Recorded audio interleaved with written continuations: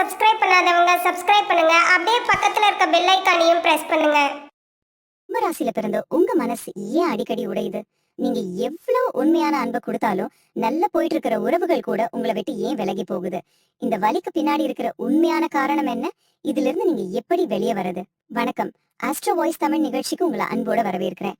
இன்னைக்கு உங்க வலியோட ஆழத்தையும் அதுல இருந்து மீண்டு வரத்துக்கு இந்த பிரபஞ்சமே காட்டுகிற ஒரு ரகசிய வழியையும் பத்தி நாம ரொம்ப ஆழமா பார்க்க போறோம்.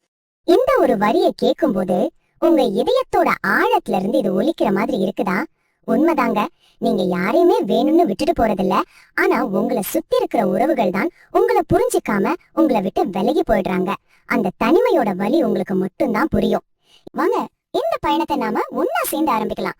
முதல்ல யாருக்குமே சரியா புரியாத உங்களுடைய உன்னதமான மனசை பத்தி பாப்போம்.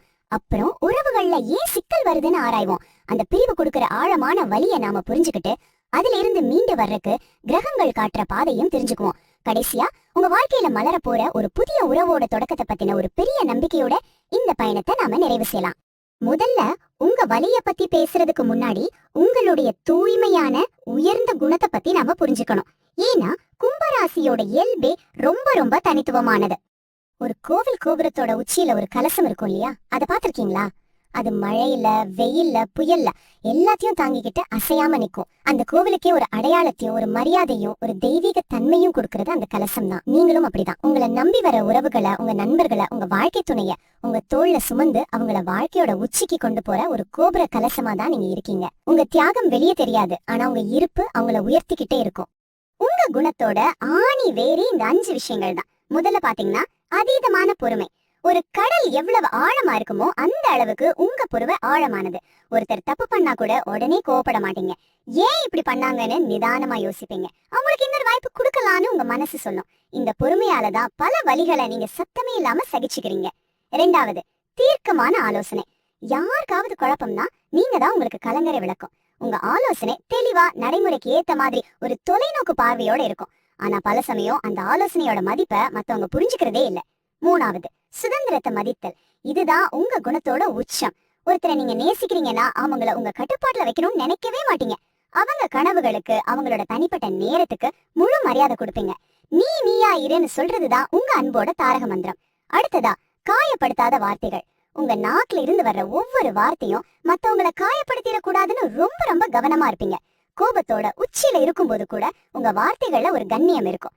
கடைசியா, மற்றவர்களுக்கு நேரம் கொடுத்தல். ஒரு உறவுல பிரச்சனைனா சரி நீ நல்லா யோசிச்சு ஒரு முடிவெடுன்னு அவங்களுக்கான முழு சுதந்திரத்தையும் நேரத்தையும் கொடுப்பீங்க. அவசரப்படுத்த மாட்டீங்க. இந்த உன்னதமான குணங்கள் தான் உங்களை நீங்களா மாத்துது. ஆனா சோகம் என்னன்னா இதுவே சில சமயம் உங்களுக்கு எதிரா திரும்பிடுது. இவ்வளவு பொறுமையும் மரியாதையும் கொண்ட ஒரு இதயம் ஏன் திரும்ப திரும்ப உறவுகள்ல காயப்படுது? இங்கதான் அந்த பெரிய முரண்பாடே ஆரம்பிக்குது. இந்த ஸ்லைட கொஞ்சம் பாருங்களேன். உங்க மனசோட வலியை இதை அப்படியே படம் பிடிச்சு காட்டுற மாதிரி இல்லையா? நீங்க ஒருத்தர் பறக்கிறதுக்கு வானத்தையே பரிசா கொடுக்குறீங்க.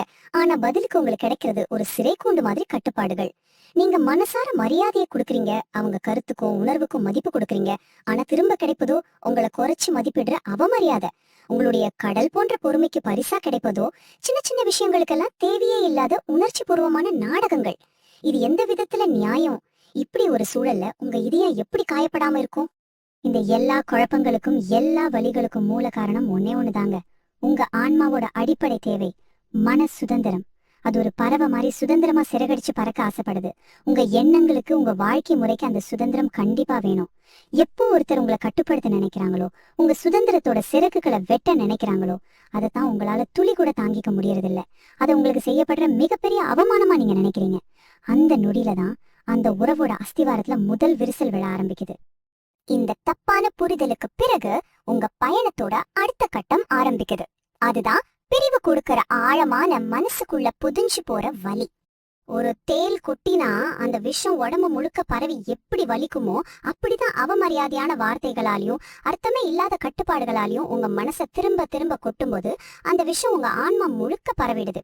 அந்த வலியை தாங்கி கொள்ள முடியாம தான் உங்களை நீங்களே காப்பாத்திக்கிறதுக்காக அந்த இடத்துல இருந்து நீங்க மெதுவா விலக ஆரம்பிக்கிறீங்க. ஒண்ணு புரிஞ்சுக்கோங்க, நீங்க கோபத்துல விலகல, இன்னும் அதிகமா காயப்படாம இருக்க உங்க உடந்த இதயத்தை நீங்களே பாதுகாத்துக்கிறதுக்காக தான் விலகுறீங்க. நீங்க மத்தவங்கள மாதிரி சண்டை போடுறது இல்ல, கோபத்துல கத்துறது, சோசியல் மீடியால பிளாக் பண்றது, இதெல்லாம் உங்க வழியே கிடையாது. நீங்க நடத்துறது ஒரு மௌன யுத்தம். உங்களுக்குள்ளேயே நீங்க போராடுவீங்க. அதோட முதல் படி ஆர்வம் குறையுது. அந்த உறவு மேல நீங்க வச்சிருந்த நம்பிக்கை அந்த முதல் விரிசலால மெதுவா உடைய ஆரம்பிக்கும்.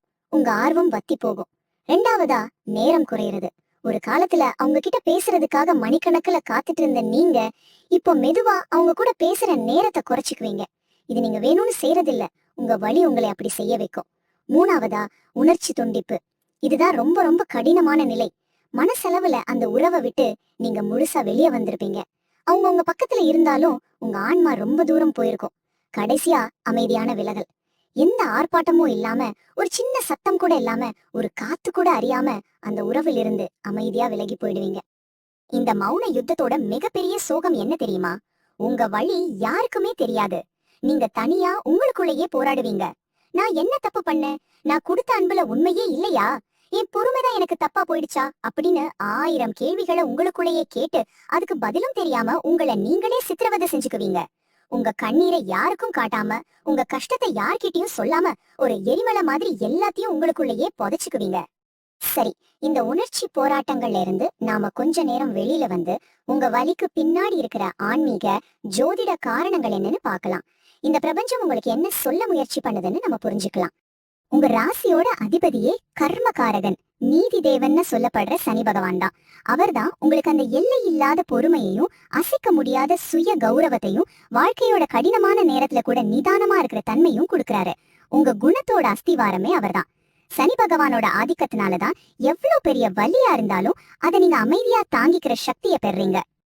ஆனா நம்ம மனசுக்கும் உணர்ச்சிகளுக்கும் அதிபதியான சந்திர பகவான் உங்க ஜாதகத்துல சில குறிப்பிட்ட காலங்கள்ல, அதாவது தசாபுத்தி நேரங்கள்ல கொஞ்சம் பலவீனமா இருக்கும்போதுதான் உங்க இதயம் உடையுது.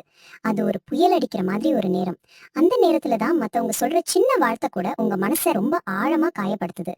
அந்த சமயத்துலதான் பிரிவோட வலி உச்சத்துக்கு போய் உங்களை நிலைக்குலைய வைக்குது. நம்ம உடம்புல ஏற்படுற காயத்தை மருந்து போட்டு சரி பண்ணிடலாம். ஆனா இந்த மாதிரி பிரிவுகளால ஏற்படுற காயம் இருக்குதே, அது வெளியே தெரியாத ஒரு உள்காயம். அது உங்க ஆன்மால விழுகிற ஒரு வடு. இதை எந்த மருத்துவராலையும் எந்த மருந்தாலையும் குணப்படுத்தவே முடியாது. ஏன்னா இந்த வலிக்கு மருந்து வெளியில இல்ல, உங்களுக்குள்ளதான் இருக்குது. இந்த பிரபஞ்சம் உங்களுக்காகவே ஒரு மருந்தை தயாரா வச்சிருக்கு. அந்த உள்காயத்தோட வாழ்க்கை முடிஞ்சு போறதில்ல. இப்போ வலியோட இருட்டில் இருந்து நம்பிக்கையோட வெளிச்சத்துக்கு நாம பயணிக்க போறோம்.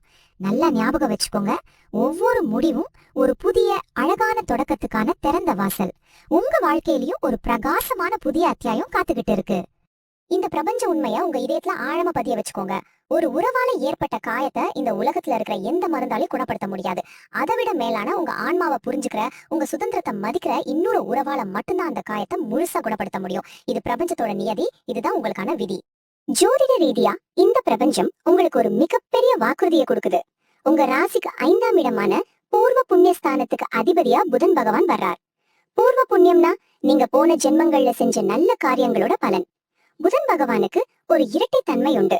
அதனால நீங்க ஒரு உறவை இழந்தீங்கன்னா உங்க பூர்வ புண்ணியத்தோட பலனா அந்த இழப்புக்கு ஈடா நீங்க இழந்ததை விட 2 மடங்கு சிறப்பான, உங்களை முழுசா புரிஞ்சுக்கிற ஒரு தெய்வீகமான உறவை புதன் பகவான் உங்க வாழ்க்கையில நிச்சயம் கொண்டு வந்து சேர்ப்பார். இது ஜோதிட சாஸ்திரம் உங்களுக்கு கொடுக்கிற மிகப்பெரிய நம்பிக்கை. நம்புங்க, நீங்க பட்ட காயங்களோ நீங்க சிந்தின கண்ணீரோ ஒருபோதும் வீணா போகாது. அந்த அனுபவங்கள் தான் உங்களை இன்னும் பக்குவப்படுத்தி வரப்போற அந்த உன்னதமான உறவுக்கு உங்களை தயார்படுத்துது. ஒரு புயலால கோபுரத்தோட உச்சியில இருக்கிற உங்க கலசம் கொஞ்ச காலத்துக்கு மங்களா தெரியலாம். ஆனா மிக சீக்கிரத்துல சூரியனோட வெளிச்சத்துல அது முன்னாடி இருந்ததை விட 1000 மடங்கு பிரகாசமா ஜொலிக்கும். இது பிரபஞ்சத்தோட சத்தியம். இது நிச்சயம் நடக்கும். உங்க வலிகளுக்கெல்லாம் ஒரு மருந்தா உங்க சுதந்திரத்தை மதிச்சு உங்களை முழுமையா புரிஞ்சுக்கிற அந்த புதிய உறவு உங்க வாழ்க்கையில எப்ப வரும், அந்த உறவோட தன்மைகள் எப்படி இருக்கும், இத பத்தி ஒரு நல்ல நம்பிக்கையோட சிந்திச்சு பாருங்க.